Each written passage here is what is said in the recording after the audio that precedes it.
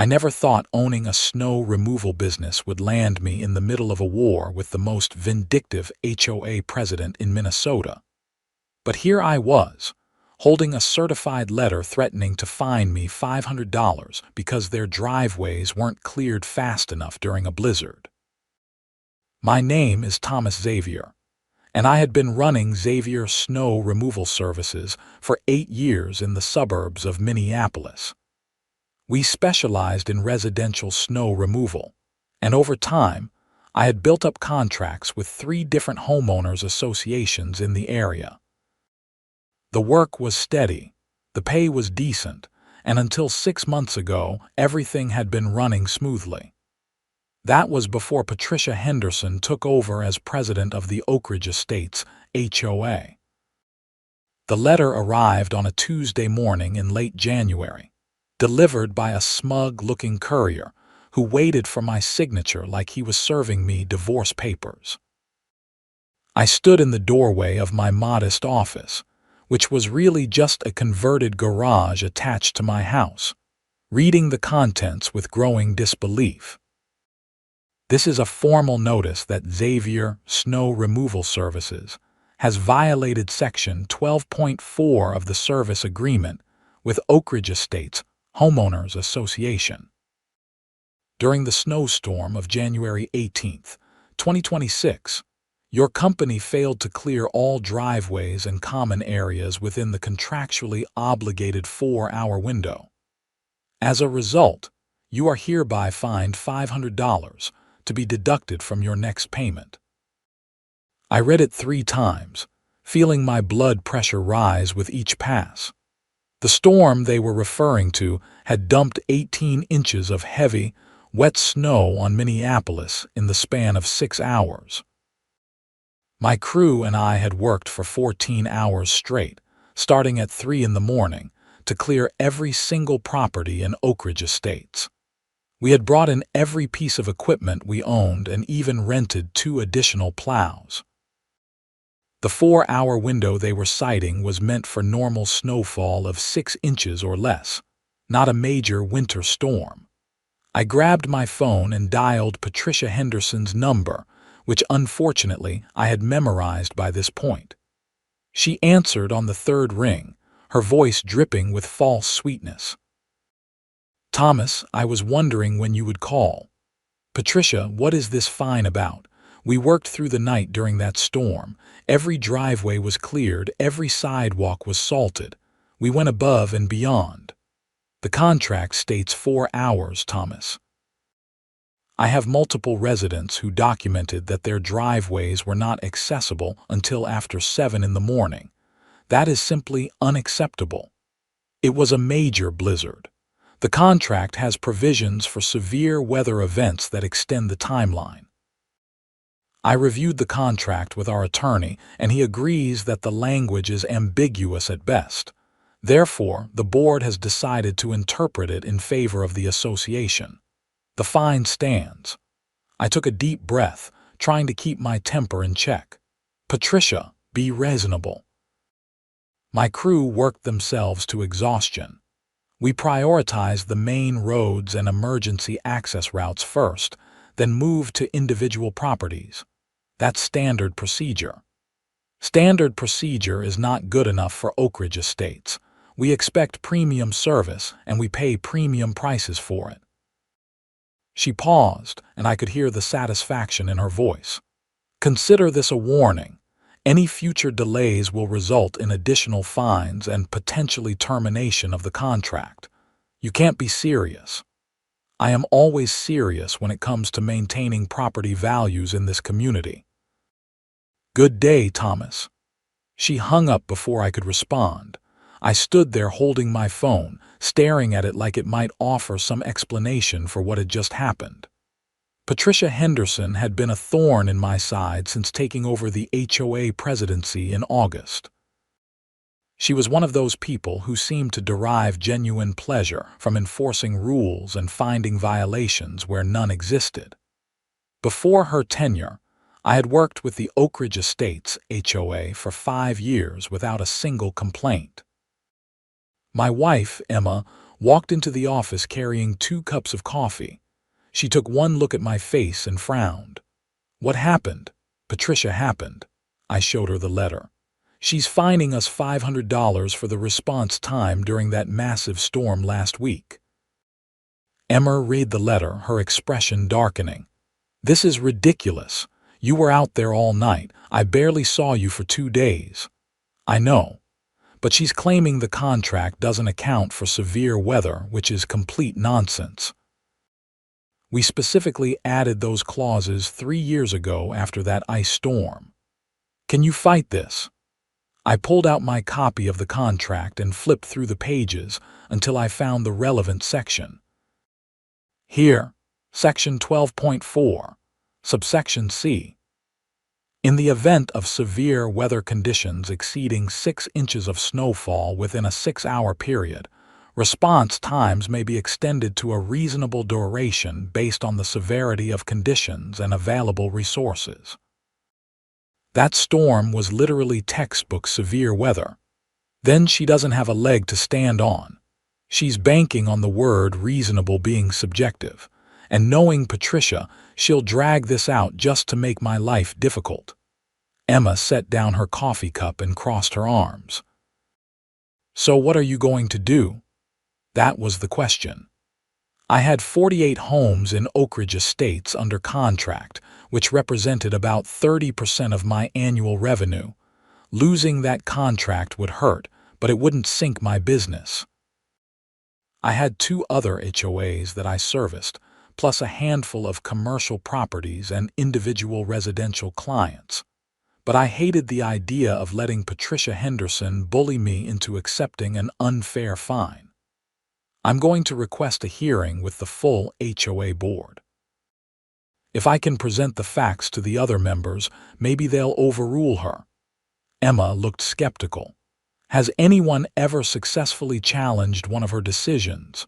There's a first time for everything. I spent the next 2 days preparing my case. I gathered weather reports from the National Weather Service showing the storm's intensity.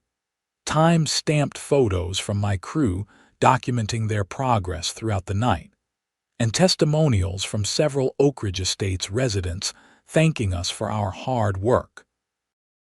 I also consulted with my own attorney, a guy named Robert Chen, who had helped me draft the original contract. Robert reviewed everything and nodded approvingly. "You've got a solid case. The severe weather clause is pretty explicit. Unless they can prove your response was genuinely unreasonable given the circumstances, they don't have grounds for this fine. Patricia seems to think they do.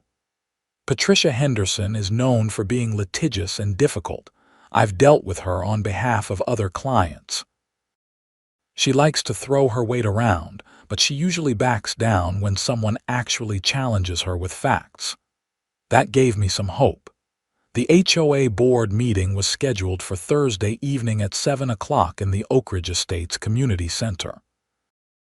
I arrived 15 minutes early with my documentation organized in a neat folder and a flash drive containing the photos and weather data. The community center was a modest building near the neighborhood entrance, with a large meeting room that held about 50 people. By the time the meeting started, maybe 20 residents had shown up, most of them there to complain about various issues. Patricia sat at the head table with 4 other board members: Gerald Foster, the vice president, Linda Morrison, the treasurer, Keith Young, the secretary, and Brenda Watson, a member at large. Patricia called the meeting to order with all the gravitas of someone chairing a session of Congress. She was in her early 50s, with perfectly styled blonde hair, designer glasses, and the kind of smile that never quite reached her eyes. She wore a burgundy blazer over a white blouse, and her nails were manicured to sharp points that she frequently tapped on the table for emphasis. "We have quite a bit of business to cover tonight," Patricia began, "so let's move through the agenda efficiently. First item, approval of last month's minutes." They spent 20 minutes on mundane HOA business, reviewing landscaping bids, and discussing whether to repaint the community center trim. I sat in the audience, waiting for my opportunity to speak. Finally, Patricia reached the relevant agenda item. Next, we need to address the snow removal service violations from the January 18th storm. As you all know, we issued a fine to Xavier Snow Removal Services for failure to meet contractual obligations. Mr. Xavier has requested an opportunity to address the board. She looked directly at me with what I can only describe as predatory anticipation. Mr. Xavier, you have 5 minutes. I stood and walked to the front of the room, connecting my flash drive to the projector. Thank you for hearing me out. I want to address the fine issued for our response to the January 18th storm, which I believe was issued in error. I pulled up the weather data on the screen. According to the National Weather Service, that storm dropped 18 inches of snow between midnight and 6 a.m. Wind gusts exceeded 35 miles per hour, creating significant drifting.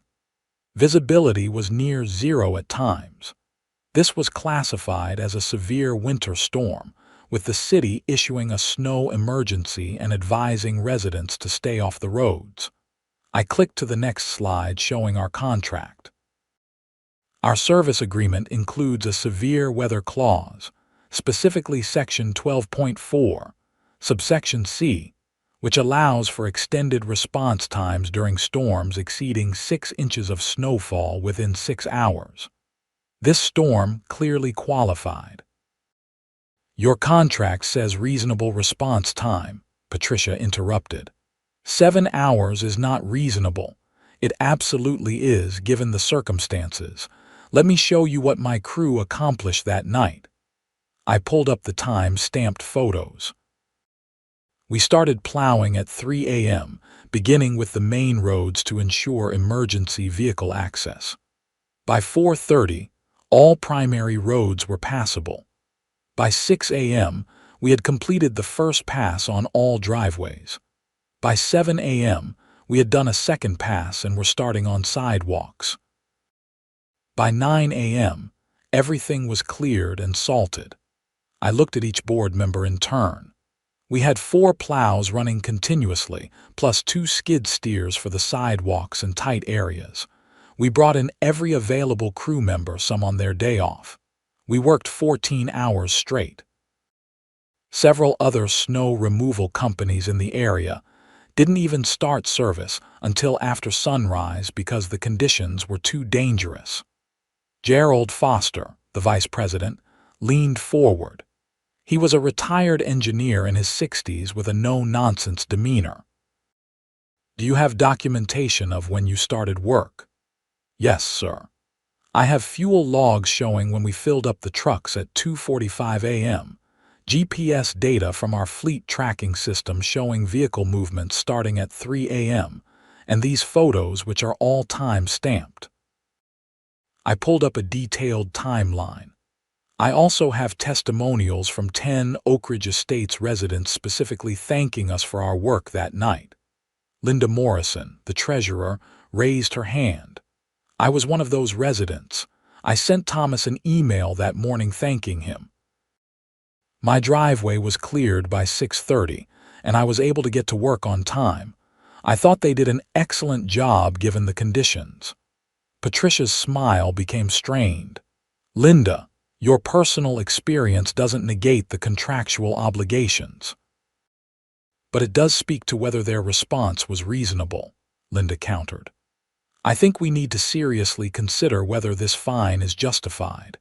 Keith Young nodded. I agree. The weather was terrible that night. I remember looking out my window at 4 a.m. and seeing their plows working. They were out there in dangerous conditions doing their job. Patricia tapped her nails on the table sharply. The contract specifies 4 hours. They took 7. That is a violation, regardless of weather conditions. If we don't enforce our contracts, what message does that send? It sends the message that we're reasonable people who understand that sometimes circumstances require flexibility, Gerald said. His tone was measured but firm. Thomas, in your professional opinion, was a 4-hour response time physically possible during that storm? No, sir. Not without compromising safety or quality. Even the city's snow emergency crews were running hours behind schedule. If we had tried to rush through the job to meet an arbitrary deadline, we would have done subpar work that might have led to accidents or injuries. We prioritized doing the job right over doing it fast. Brenda Watson spoke up for the first time. She was a woman in her 40s who usually stayed quiet during meetings. Patricia, I think we should vote on rescinding this fine. I don't see how we can justify it given the evidence Mr. Xavier has presented. Patricia's expression turned cold. As president, I have the authority to issue fines for contract violations. That authority was granted to me by this board. But the full board can overrule that decision, Gerald said. I move that we rescind the $500 fine issued to Xavier Snow Removal Services. I second, Linda said immediately. Patricia looked like she had bitten into a lemon. Very well. All in favor. Gerald, Linda, Keith, and Brenda all raised their hands. Patricia was the only one voting against the motion. The motion passes, Gerald announced. The fine is rescinded. Thomas, please accept our apologies for this misunderstanding. I nodded, feeling a surge of relief. Thank you. I appreciate the board's fairness. Patricia gathered her papers with sharp, angry movements. This meeting is adjourned, she snapped and walked out of the room before anyone could say another word. The other board members looked embarrassed. Gerald approached me as I was packing up my materials. I apologize for Patricia's behavior. She's been very aggressive lately about enforcing every rule to the letter. Some of us are getting concerned about it. I appreciate you all listening to the facts, I said. You did good work during that storm. We all know it. Don't let Patricia's attitude make you think otherwise. I drove home feeling vindicated but uneasy. I had won this battle, but I had a sinking feeling that Patricia Henderson was not the type to let things go. Emma was still awake when I got home, working on her laptop at the kitchen table. How did it go? She asked. The board overruled her. The fine is rescinded. That's great. Yeah, but Patricia looked like she wanted to murder me. I don't think this is over. I was right. 2 weeks later, another letter arrived from the HOA. This one cited 3 separate violations. A plow allegedly damaging a mailbox post, salt staining on a driveway, and my crew supposedly starting work before the contracted time of 6 a.m., which apparently violated the neighborhood's noise ordinance. The mailbox claim was bogus.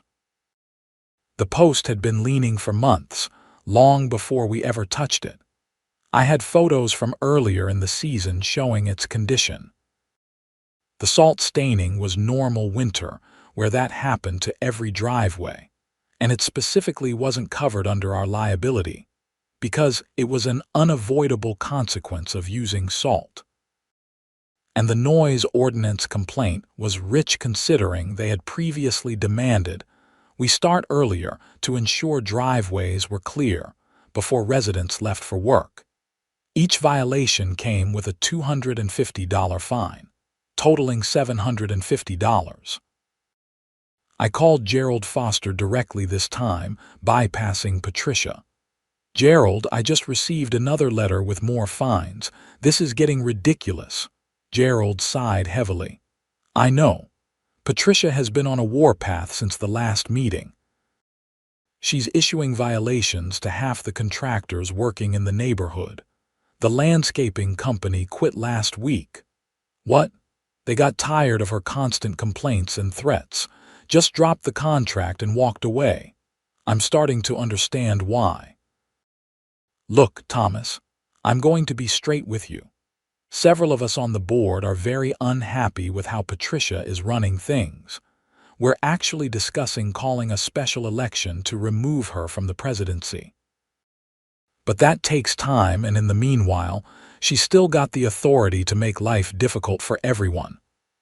So what am I supposed to do? Just eat these fines. Challenge them at the next board meeting. We'll back you up again. But I'd be lying if I said this was going to get better anytime soon. That conversation planted a seed in my mind. I spent the weekend reviewing all my contracts, looking at the actual revenue versus the hassle factor.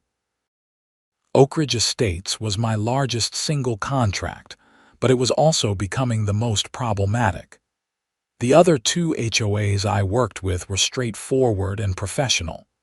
They paid on time, communicated clearly, and understood that winter weather was unpredictable. On Monday morning, I called Robert Chen again. I'm thinking about terminating the Oak Ridge Estates contract. What are my options? Robert pulled up the contract on his computer. Let me check the termination clause. Okay, here it is. Either party can terminate with 60 days written notice without cause. However, there's a provision that if the client is in breach of the payment terms or acting in bad faith, you can terminate with 30 days notice. Does constantly issuing unfounded fines constitute bad faith? Potentially, especially if you can document a pattern of behavior, but you'd want to be careful about how you phrase it. The safer route is just to use the standard 60-day notice. 60 days means I'd be stuck with them through most of the rest of winter.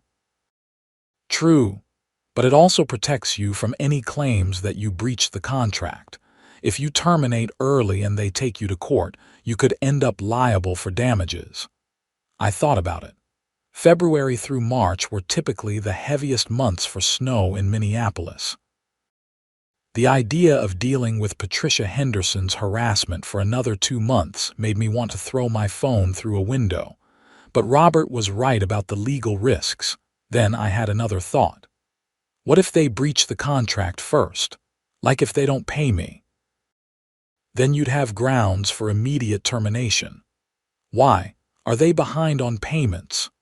No, but they're threatening to deduct these fines from my next payment. If they do that without proper justification, doesn't that constitute non-payment?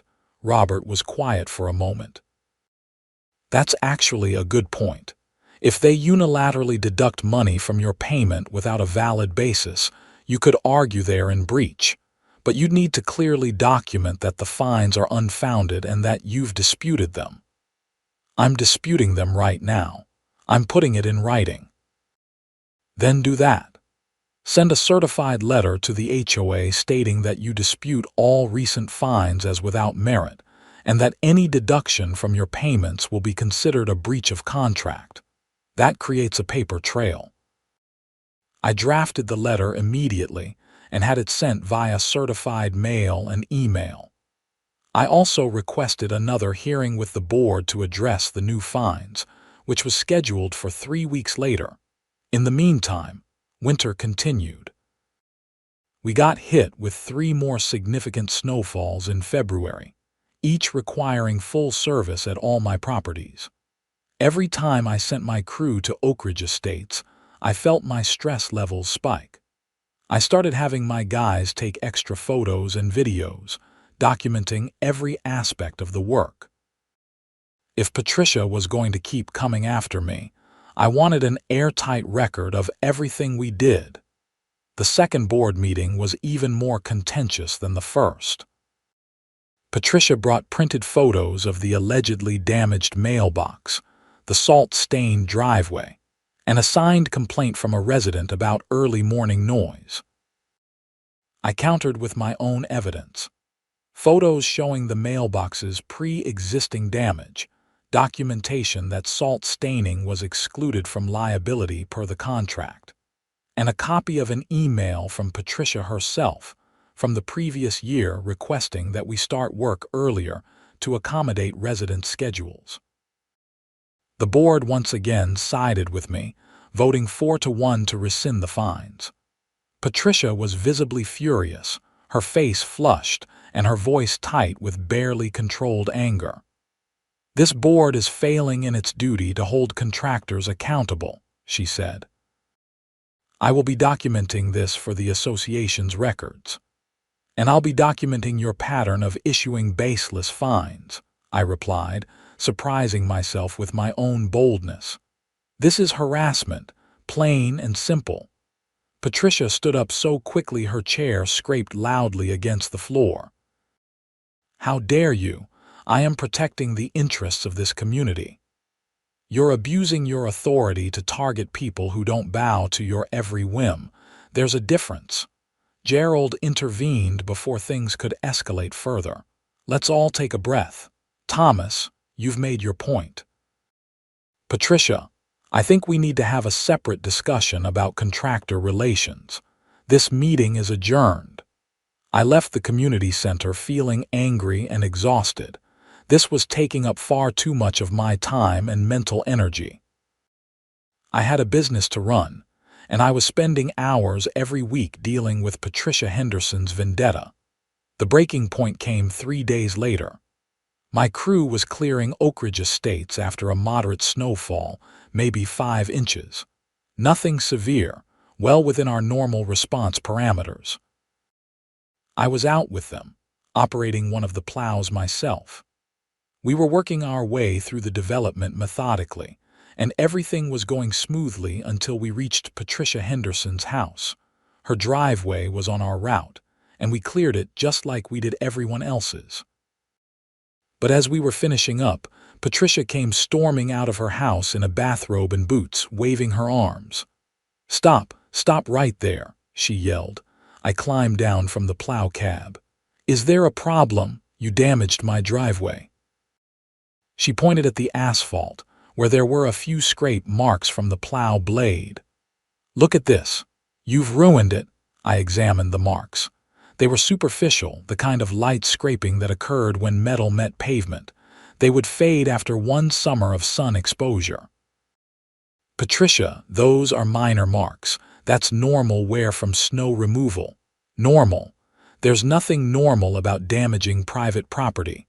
This is going to cost hundreds of dollars to repair. Your driveway is fine. These marks don't affect its function or integrity. I want you off my property. Right now. We have a contract to clear your driveway." "I don't care about the contract. Get out." One of my crew members, a guy named Jake who had been with me for 4 years, walked over. "Boss, we've got about 20 more houses to do. Should we just move on?" Patricia rounded on him. "Don't you dare continue working in this neighborhood. I'm calling an emergency board meeting to terminate your contract immediately."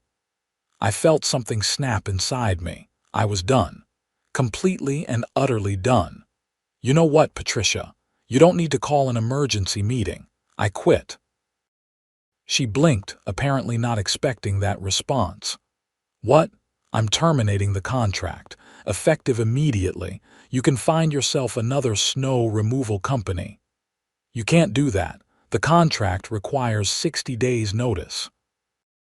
"The contract also requires the client to act in good faith, which you've repeatedly failed to do.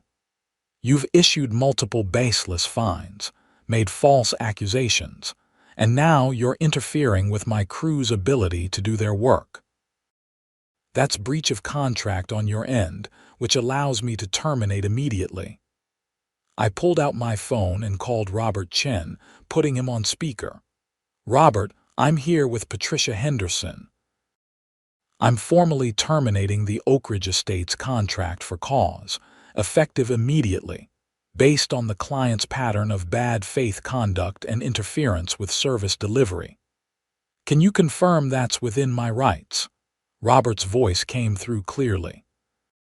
"Yes, based on what you've documented, you have grounds for immediate termination. Make sure you send written notice within 24 hours, but verbal notice is sufficient to end service." Patricia's mouth opened and closed like a fish. "This is unacceptable. We have a contract." "Had a contract," I corrected. "Jake, pack it up. We're done here." "But we haven't finished the neighborhood," Jake said. "Not our problem anymore." Patricia's face turned an alarming shade of red. You can't just leave. There are still driveways that need clearing. Find someone else to do it. I'm sure you'll manage. I climbed back into my plow and my crew followed my lead. We drove out of Oak Ridge Estates in a convoy, leaving behind about 20 unfinished driveways and a sputtering Patricia Henderson standing in her bathrobe in the snow.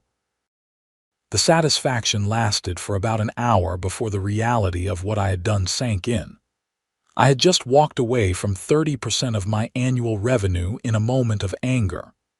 Yes, Patricia had pushed me to the breaking point, but was it worth the financial hit? Emma was surprisingly supportive when I told her. You made the right call, she said. That woman was making you miserable. No amount of money is worth that kind of stress. We're going to have to tighten the budget, I warned her. We'll manage. You've got other clients, and you can probably pick up more work to replace Oak Ridge Estates. She was right about that.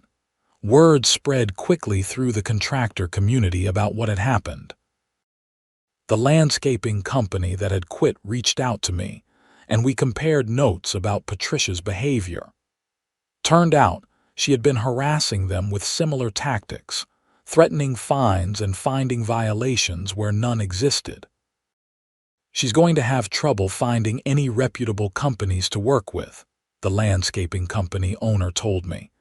Everyone knows she's impossible to deal with. That prediction proved accurate faster than I expected. The next morning, I got a call from Gerald Foster.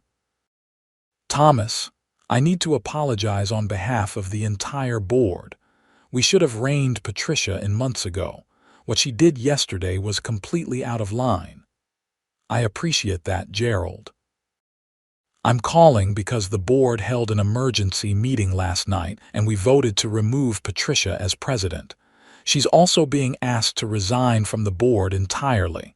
I sat up straighter. Really? Her behavior has become untenable.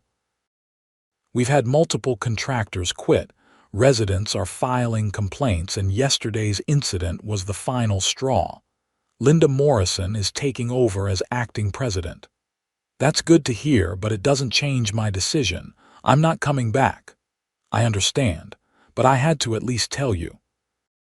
We're also probably going to have trouble finding a new snow removal company on short notice. Most companies are already booked for the season. That's not my problem anymore, Gerald. I'm sorry, but Patricia burned that bridge. I know. I just wanted you to know that we recognize she was wrong.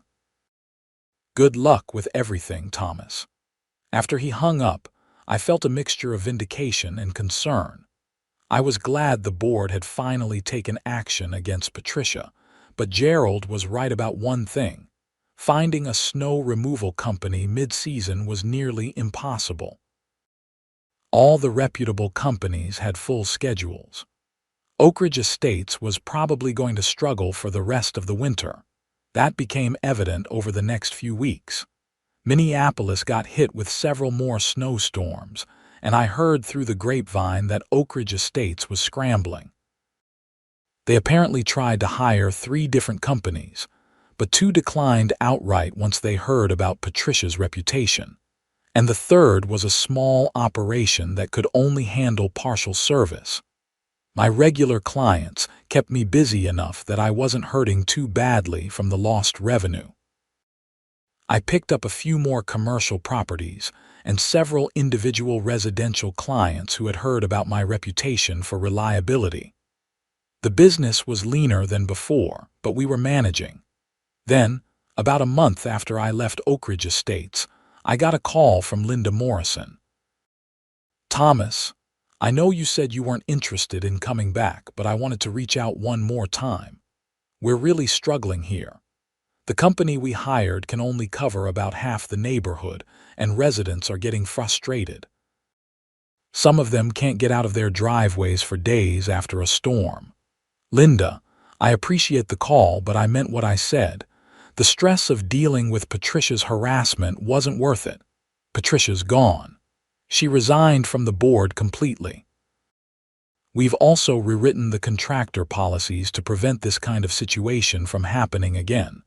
No more fines without a full board vote, and we've added a contractor bill of rights that protects service providers from harassment. That was interesting. A contractor bill of rights. Yes. It includes protection from retaliation, clear dispute resolution procedures, and limits on what board members can do without full board approval. We realized that giving the president too much unilateral authority was a mistake. That's a good step, but I'm still not interested. I've moved on. I understand. I had to try. For what it's worth, several residents have asked me to pass along their apologies. They know Patricia treated you unfairly, and they appreciate everything you did for the community over the years. After Linda hung up, Emma looked at me thoughtfully. Are you sure you don't want to reconsider? It sounds like they've actually learned something. I'm sure. Even if Patricia's gone, I don't trust that situation. What if they elect someone else who's just like her? I'd rather work with clients who appreciate what I do from the start. February turned into March, and the snow kept falling. Minnesota winters are relentless, and 2026 was proving to be particularly brutal. Every storm brought new stories about Oak Ridge Estate's struggles. The partial service company they had hired quit after Patricia apparently called them at 2 in the morning demanding to know why her driveway wasn't cleared yet. Even though she was no longer president, she was still a resident and still causing problems. The situation came to a head during the massive March storm. It was one of those late-season blizzards that catches everyone off guard, dumping over 2 feet of snow in less than 12 hours. The entire city ground to a halt. Schools closed, businesses sent people home early, and the governor declared a state of emergency. My crew worked around the clock servicing our contracts. We had learned our systems from years of experience, and we moved through our properties with practiced efficiency. By the second day after the storm, all our clients were cleared and salted. Oak Ridge Estates was not so lucky. I heard from one of my crew members who had a friend living in the development that the neighborhood was completely buried. No one had plowed anything. Residents were trapped in their homes, unable to get to work or even to the store. The partial service company had apparently looked at the storm forecast, decided it wasn't worth the hassle, and just didn't show up. The friends sent photos. It was bad. Cars were buried up to their windows. Driveways were indistinguishable from yards. The main roads through the development were impassable. It looked like a scene from a disaster movie. Should we help them? Jake asked me. I know we don't have a contract anymore, but those people are really stuck. I wrestled with that question. On one hand, I wasn't responsible for Oak Ridge Estates anymore. They had made their choice when they allowed Patricia to harass me for months. On the other hand, there were decent people living there who had nothing to do with Patricia's behavior. People like Linda Morrison and Gerald Foster, who had tried to do the right thing. Before I could decide, my phone rang. It was Linda Morrison again, and this time she sounded desperate. Thomas, I know I have no right to ask this, but we need help. The company we hired didn't show up, and we can't get anyone else. Half the neighborhood can't get out. We have a woman who needs to get to medical appointments and a man who's supposed to be at work at the hospital. This is a genuine emergency. What about Patricia? I asked. Is she still causing problems? Patricia is being dealt with. She violated HOA rules by harassing contractors even after being removed from the board. We're actually in the process of taking legal action against her for interference with association business. Legal action. The board voted unanimously to sue her for damages caused by her behavior. We've lost 3 contractors because of her, and the association has had to pay premium rates to get any service at all.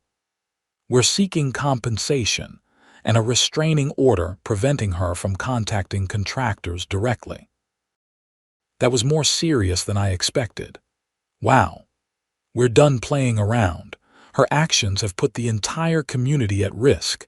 But right now, Thomas, I'm not calling about Patricia. I'm calling because we have residents who genuinely need help, and you're the only person who can provide it. Name your price. Whatever you want, we'll pay it. I looked out my office window at my fleet of plows, all recently returned from servicing our other properties. We had the capacity to help.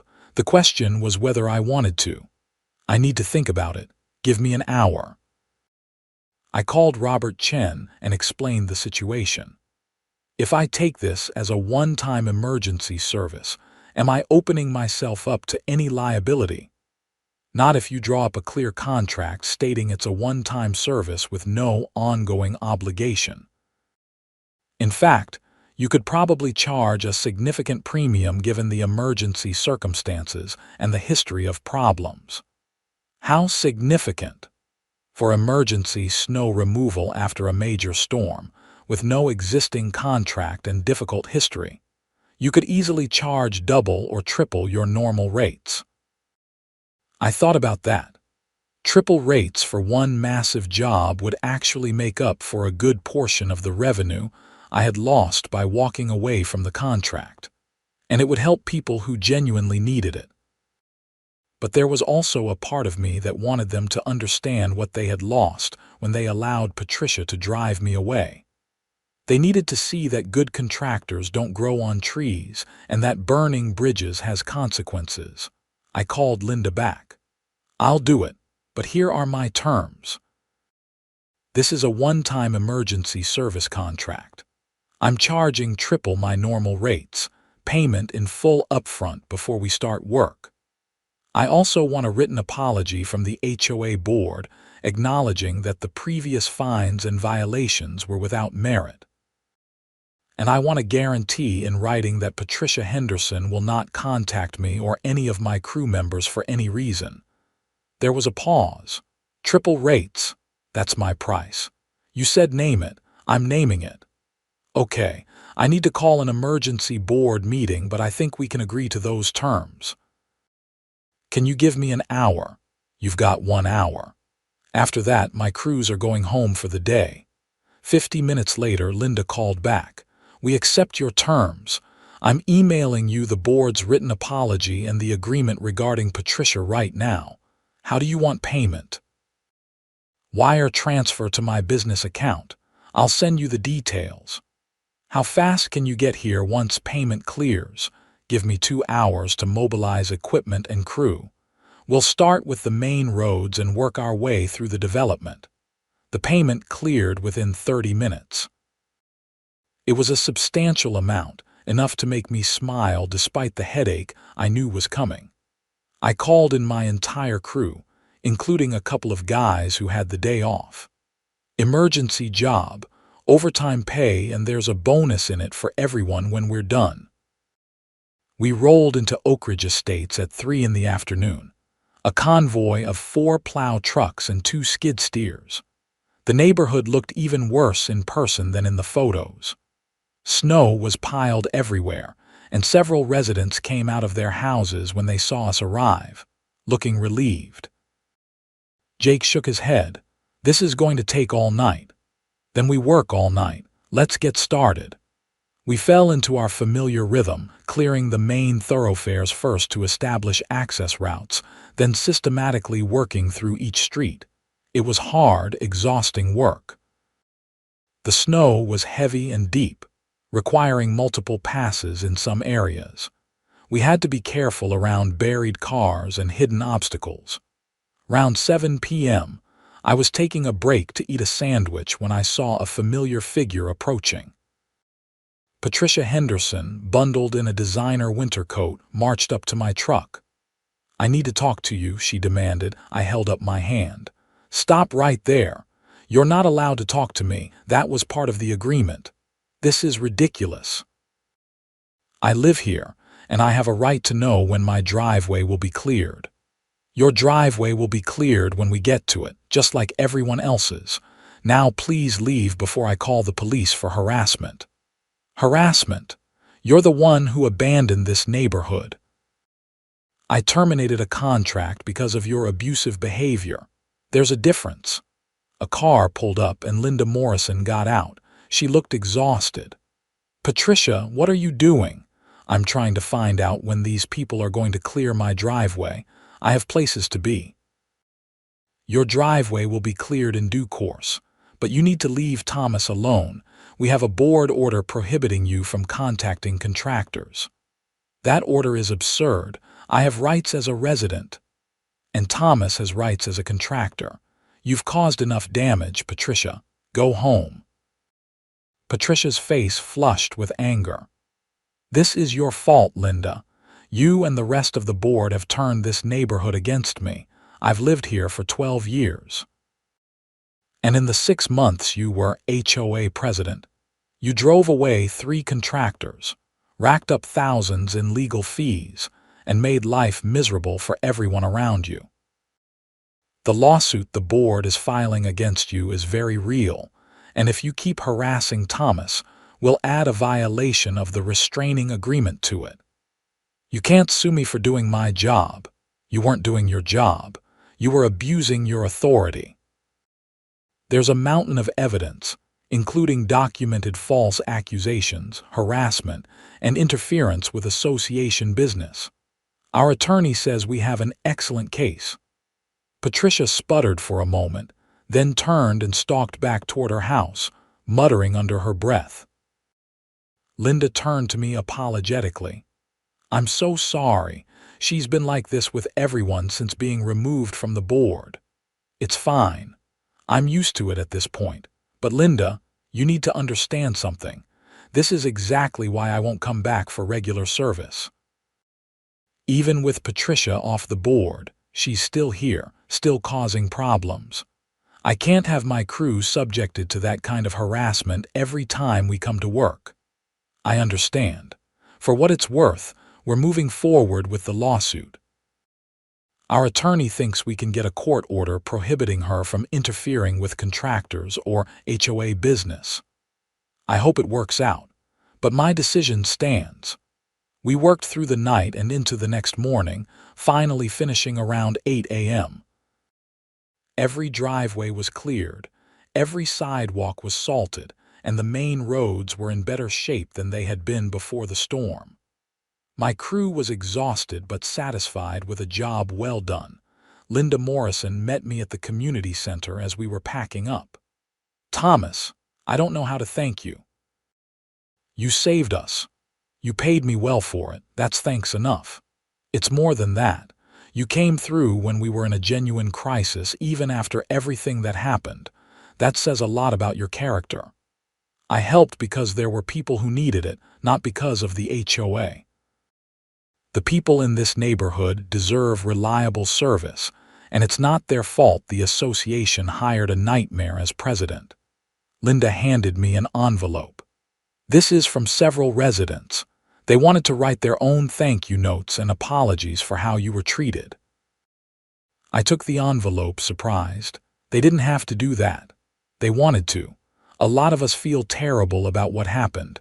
We should have stood up to Patricia sooner. I nodded.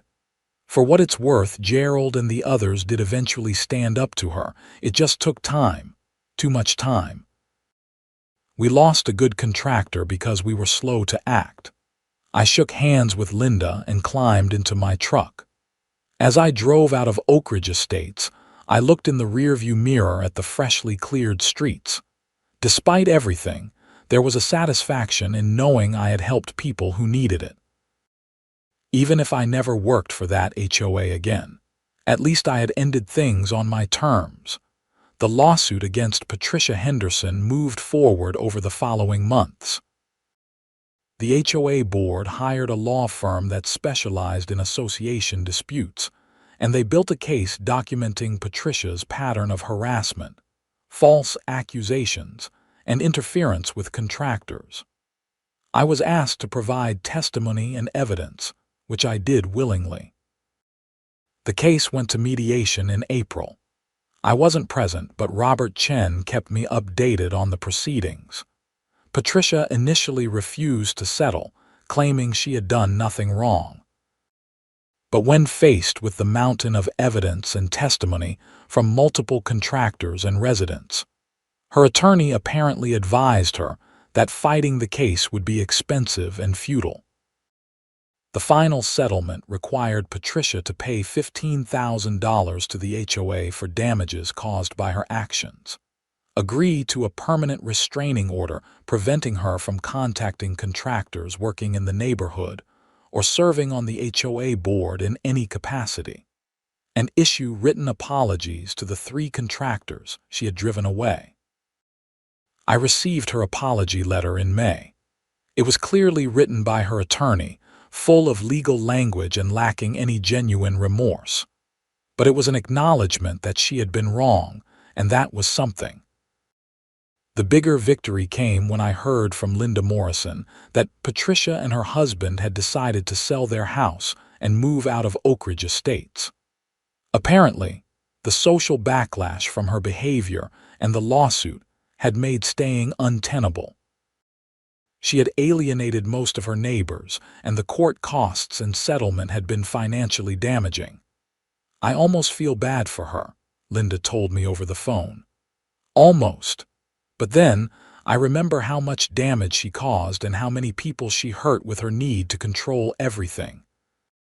Some people can't handle power, I said. They let it go to their heads and forget they're supposed to be serving a community, not ruling over it. The new board has been wonderful. We've implemented all kinds of reforms to prevent another Patricia situation. Checks and balances, transparency requirements, contractor protections. It's like night and day. That's good to hear. Are you sure we can't convince you to come back? We'd love to have you as our snow removal contractor again. I smiled. I appreciate the offer, Linda, but I'm happy with my current client list.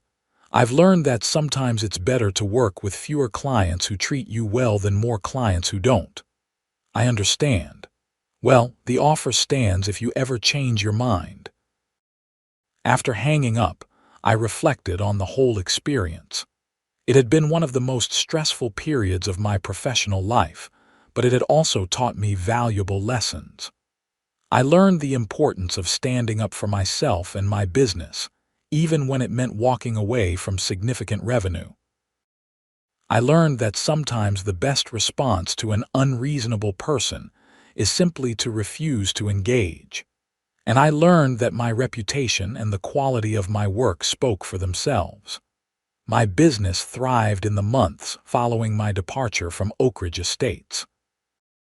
The story of how I had stood up to an abusive HOA president spread through the contractor community, and I started getting calls from other potential clients who appreciated my professionalism and backbone. I hired 2 additional crew members to handle the increased workload. Emma and I celebrated our anniversary in June, and over dinner, she raised her glass in a toast to standing up for yourself, even when it's scary. To having a wife who supports me even when I walk away from 30% of my income, I countered. You made the right call. You're happier now than you've been in a year. She was right. The stress that had been weighing on me during those months of dealing with Patricia had lifted. I enjoyed going to work again, servicing clients who appreciated what I did and treated me with respect. In August, I got an unexpected call from Gerald Foster. Thomas, I wanted to update you on something. The board took your situation so seriously that we've been working with the City Council on proposed legislation to protect contractors from HOA harassment. It's called the Contractor Fair Treatment Act. Really. It establishes clear standards for how HOAs can interact with contractors, limits on fines and penalties, and creates an arbitration process for disputes. We're using what happened with Patricia as the case study for why this legislation is needed. That's incredible.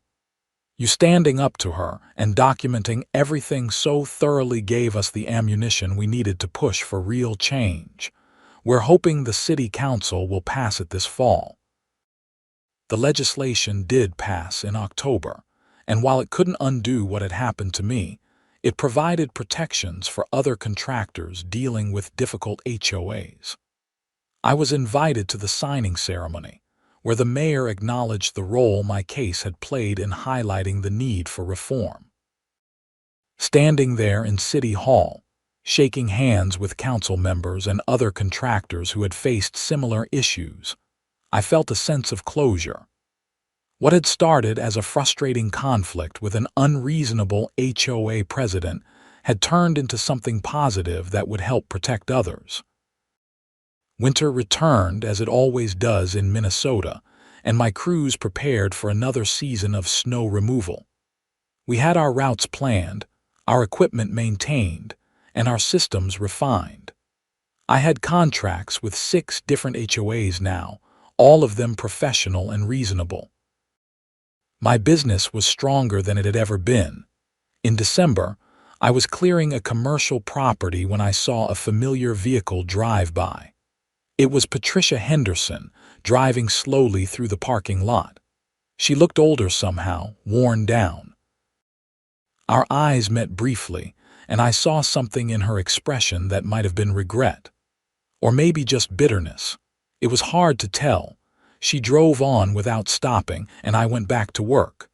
Whatever demons Patricia was wrestling with were her own to deal with. I had my own business to run, my own life to live. That evening I came home to find Emma cooking dinner and our 2 dogs wrestling on the living room floor. Normal, peaceful, uncomplicated. I had learned that sometimes the best revenge isn't revenge at all. It's building a life and a business that doesn't need the approval or cooperation of people who don't respect you. I never went back to Oak Ridge Estates, and I never regretted that decision. The neighborhood found a new snow removal company, one that was apparently very happy with how the reformed board operated. Linda Morrison and I stayed in occasional contact, and she kept me updated on the positive changes in the community. Patricia Henderson moved to a different suburb, and I heard through the grapevine that she tried to run for HOA president there too. She lost badly, with her reputation apparently preceding her. Some people never learn. As for me, I continued to build Xavier Snow Removal Services into a company I was proud of. We earned a reputation for reliability, professionalism, and standing up for ourselves when necessary. Other contractors reached out to share their own horror stories about difficult clients, and I always gave them the same advice. Document everything, know your rights, and never be afraid to walk away from a situation that isn't serving you. The lawsuit money that Patricia had to pay to Oak Ridge Estates was used to improve the community center and fund snow removal services for elderly residents who couldn't afford private contractors. In a way, her harassment had led to something positive for the community she had claimed to be protecting. On particularly snowy days, when my crew and I were working long hours to keep our clients' properties clear, I sometimes thought about that day I drove out of Oak Ridge Estates for what I thought would be the last time. The satisfaction of standing up to Patricia, of refusing to be bullied, remained one of my proudest professional moments. Running a business is about more than just making money. It's about maintaining your integrity, protecting your employees, and choosing clients who value what you do. I learned that lesson the hard way, but I learned it well. And every winter since, when the snow falls and my crews head out into the cold, I'm grateful that we're working for people who appreciate our efforts and treat us with respect. That's worth more than any HOA contract, no matter how lucrative. The story of my conflict with Patricia Henderson became something of a legend in the Minneapolis contractor community. New business owners would sometimes reach out to ask for advice on dealing with difficult clients, and I was always happy to share what I had learned. Stand your ground, document everything, know your worth, and never be afraid to fire a client who doesn't respect you. Years later, I still run Xavier snow removal services, and the business continues to grow. We've expanded into year-round property maintenance, offering landscaping and lawn care in the summer months. My crew has grown from the handful of guys who walked out of Oak Ridge Estates with me to a team of 15 skilled professionals who know they're valued and protected. Emma eventually went back to school and got her business degree, and she now manages the financial side of the company. Together, we've built something we're both proud of, a business that serves its clients well but never at the expense of our own dignity or well-being. I drive past Oak Ridge Estates sometimes, when my route takes me that way. The neighborhood looks nice, the streets well-maintained, the homes well-kept. It's a reminder that communities can recover from bad leadership, that reform is possible when people are willing to stand up and demand better. And every time I see those streets, I remember the lesson I learned. That sometimes the most powerful thing you can do is simply walk away, even when it costs you in the short term. Because in the long term, your integrity and peace of mind are worth more than any contract. That's the story of how I got fined by an HOA for snow removal taking too long, canceled their contract, and left them stranded in the worst winter storm of the year. It's a story about standing up to bullies, about the importance of documentation and knowing your rights, and about building a business based on mutual respect, rather than fear and intimidation. And it's a story with a happy ending, at least for me and for the other contractors who benefited from the reforms that followed. As for Patricia Henderson, wherever she is now, I hope she learned something from the experience. But either way, it's not my problem anymore. I've got snow to plow, clients to serve, and a business to run. And I'm doing all of it on my own terms, with people who treat me and my crew with the respect we deserve. That's all any contractor can ask for. And it's exactly what I fought for that day. I drove out of Oak Ridge Estates with my head held high and my integrity intact.